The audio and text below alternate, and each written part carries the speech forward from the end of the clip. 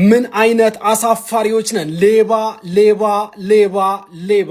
አሁንም ተደገመ ጋይስ። አዳራሹ በሙሉ አዲሱና እንድሪስ ጀርባይ በምትመለከቱት መልኩ ከባድ ፊልሚያ እያደረጉ ነበር። እንድሪስ በመጀመሪያው ዙር ምንም እንኳን ከባድ የሆነ ሽንፈት ቢደርስበትም ሁለተኛውና ሶስተኛውን ዙር ግን ተሻሽሎ ውጤት በማምጣቱ ማለት ነው ዳኞቹን ሌባ ሌባ እያሉ እንግዲህ አዳራሹ በሙሉ ዳኞቹን ሲሰድብ ተመልክተናል ማለት ነው። እጅግ በጣም በአፍሪካ እንዲሁም ደግሞ በእኛ በኢትዮጵያ ይባስ ደግሞ ምንም አይነት የስፖርት ኮንተንት ማስተላለፍ በማይቻልበት ደረጃ ላይ የደረስን ይመስለናልና እጅግ በጣም ያሳፍራል ጋይስ። አይታችሁት ከሆነ ጋይስ የእናንተን ሐሳብ ኮሜንት ላይ አካፍሉኝ እፈልጋለሁ። ሰላማችሁ ይብዛ።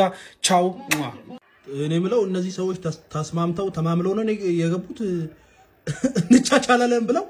ያኛው እኮ የሰማይ ስባሪ ነው የሚያክለው። በጌታ ኢየሱስ ዘረረው እኮ ደጋግሞ ዘረረው።